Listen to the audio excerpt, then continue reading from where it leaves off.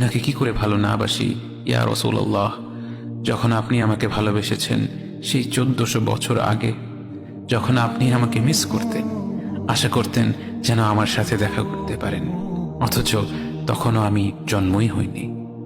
সেদিন সাহাবীরা আপনার চোখে পানি দেখে বলল, ইয়া রাসূলুল্লাহ, আপনি কাঁদছেন কেন? আপনি বললেন, আমার ভাইদের খুব দেখতে ইচ্ছা করছে।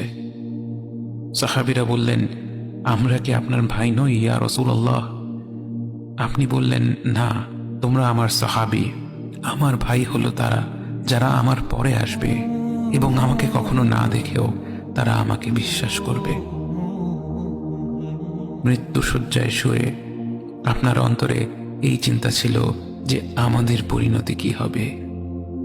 উম্মতি উম্মতি বলতে বলতে আপনি আপনার রবের নিকট ফিরে গিয়েছেন।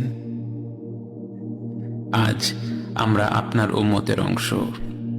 বিশ্বজুড়ে আপাত দৃষ্টিতে আমরা হচ্ছি সবচেয়ে অপদস্থ, নিরুপায়, পরাজিত, লাঞ্ছিত, অথচ বাস্তবে আপনার উম্মতের অংশ হওয়া যে গোটা বিশ্বের সব সম্পদ পাওয়ার চেয়েও মূল্যবান ব্যাপার। আজ আমার মনে যত আশা, যত আকাঙ্ক্ষা, যত স্বপ্ন, যত চাহিদা, সব কিছু পেয়ে গেলেও নিজেকে এতটা সৌভাগ্যবান মনে করতাম না যতটা মনে হয় আজ আপনার উম্মতের একজন হতে পেরে।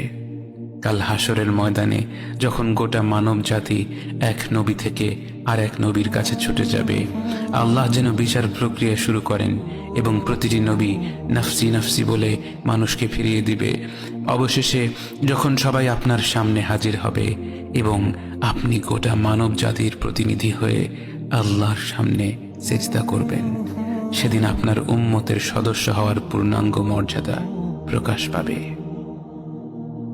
ইয়া রাসূলুল্লাহ, আপনাকে কেন এত ভালোবাসি তা তো ভাষায় প্রকাশ করা যাবে না।